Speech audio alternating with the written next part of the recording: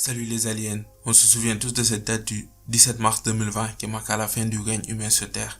Les gens couraient partout pour se confiner chez eux. On aurait dit un remix de l'extinction des dinosaures il y a environ 66 millions d'années.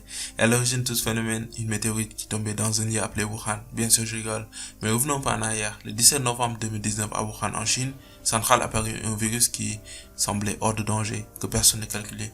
Certains même se moquaient. Mais tout ça n'allait pas durer très longtemps car le 24 janvier 2020, la France enregistre son premier cas de Covid-19, puis tous les autres pays une par une.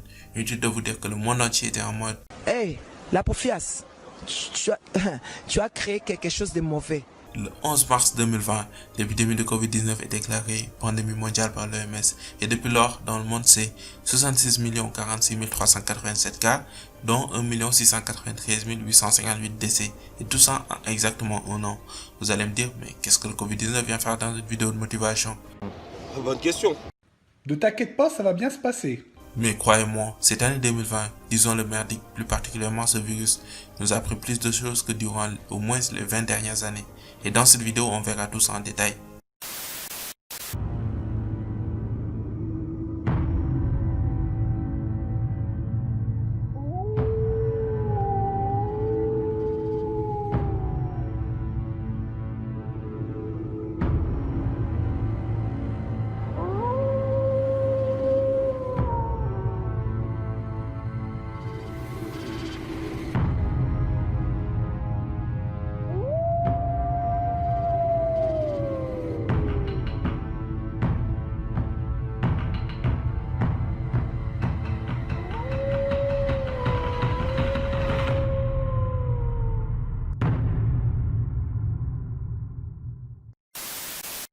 Jusqu'ici, les seules choses qui nous faisaient vraiment peur en tant qu'humains, c'est des choses qui ont marqué notre histoire assez sombre, dont les 2 dernières guerres mondiales.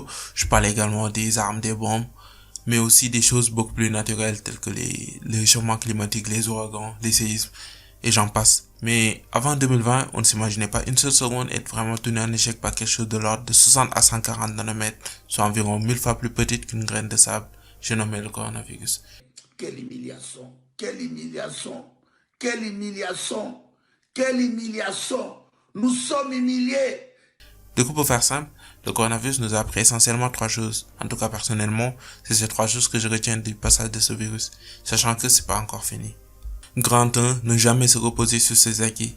La physique nous a appris que lorsqu'on prend un objet quelconque qui a une masse non négligeable et qu'on le jette vers le haut, lorsqu'il va atteindre son sommet, son plus haut, en quelque sorte, et en quelque sorte sa vitesse maximale, sa vitesse s'annule juste après, ce qui causera sa propre chute.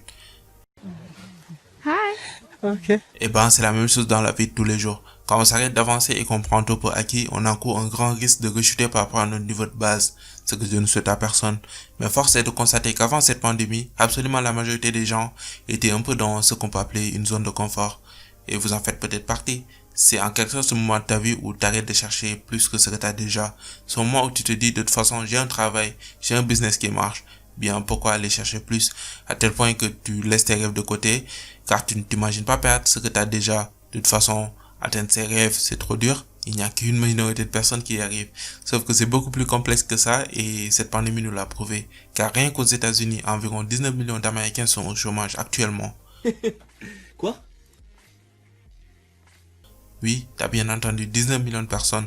Ça dit que la grande majorité d'entre eux ont été virés du jour au lendemain, principalement à cause du coronavirus et de ses conséquences.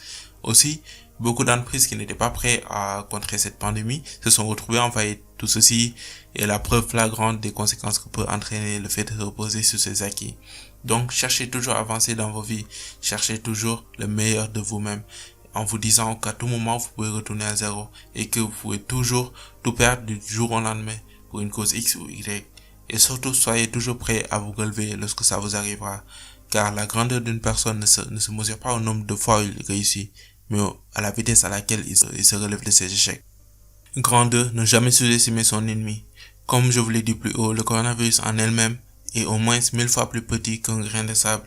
Mais inutile de vous dire les dégâts qu'il nous a causés en 2020, que ce soit en termes de liberté, confinement par 2 fois ou peut-être une 3e fois, en termes financiers, avec ce qu'on peut appeler plus ou moins un krach boursier, même si ça n'a pas duré très longtemps. En termes économiques, avec la plupart des pays qui finissent l'année 2020 avec un PIB négatif, ce qui fait reculer le PIB mondial de 4,6% et des dettes qui s'amplifient auprès du FMI. Et pour finir, au niveau sanitaire, avec un peu moins d'1,7 million de décès et tout ça en exactement un an. Trop, c'est trop. On ne peut pas accepter. On ne peut pas accepter ça. Ce qui montre encore une fois qu'on se doit de ne jamais sous-estimer notre ennemi, car ce qui compte, ce n'est pas vraiment sa taille, mais l'impact qu'il peut avoir sur nous. Donc on se doit de toujours garder un œil sur ce qui peut nous nuire de près ou de loin, et ça sans jamais rien sous-estimer. Également, d'être toujours sur ses gardes, prêt à riposter en cas d'attaque ou de danger, sans non plus être paranoïaque. Grand 3, la nécessité d'être solidaire et unis. Pendant ces 20 dernières années, l'homme s'est cru invincible avec des inventions et des progrès technologiques de plus en plus folles et des ambitions qui repoussent toute limite imaginable. Mais on oublie souvent qu'on n'a pas le contrôle sur tout. Je dirais même que notre contrôle sur le monde est assez limité. Il y a des choses sur lesquelles on a un grand pouvoir de responsabilité aujourd'hui et qui impactent grandement notre futur, comme nos activités de tous les jours, nos actes, nos paroles, nos habitudes, et j'en passe. Mais il y a des choses sur lesquelles on a moins, voire pas du tout de pouvoir, et dont le pouvoir revient à Dieu, ou la vie selon vos croyances. Des choses comme la météo, les catastrophes naturelles, une pandémie, notre santé, en grande partie notre espérance de vie aussi, etc. C'est assez basique, mais on a souvent aussi tendance à l'oublier. Heureusement que le Covid-19 nous l'a rappelé, qu'on se doit de nous entraider, de rester unis pour mieux avancer vers un avenir meilleur. Il nous a aussi appris, et ça c'est le plus beau dans l'histoire, à prendre soin de nous, mais aussi à prendre soin de nos proches, et particulièrement des personnes âgées et des enfants. Et pour finir, en restant confiné pendant des semaines, voire des mois, le Covid-19 a appris aux pères de famille, aux parents en général, à revoir et à corriger ce qui ne va pas dans leur foyer, mais aussi à resserrer les liens entre parents et enfants. Pour conclure cette vidéo, déjà je tenais à présenter mes sincères condoléances à tous les gens qui ont perdu de près ou de loin un proche durant cette année aussi tragique, et bien évidemment ce virus a eu des effets dévastateurs dans nos vies à tous, mais je tenais durant cette vidéo à me concentrer que sur les choses positives car cette chaîne n'est que positivité. Je tiens aussi à vous souhaiter une très bonne année 2021 en espérant qu'elle sera beaucoup mieux que 2020 et vous dire aussi que tout n'est pas fini et que si vous voulez que 2021 soit excellent pour vous, c'est à vous de semer les graines de l'excellence et personne d'autre. Vous n'obtiendrez de la vie que ce qu'elle vous a valu d'efforts. Donc à vous de mettre en place les actions qu'il vous faut dans le but d'obtenir les résultats que vous souhaitez obtenir. N'oubliez pas de me soutenir aussi en mettant un like, en vous abonnant car la prochaine vidéo peut tomber à tout moment telle une météorite.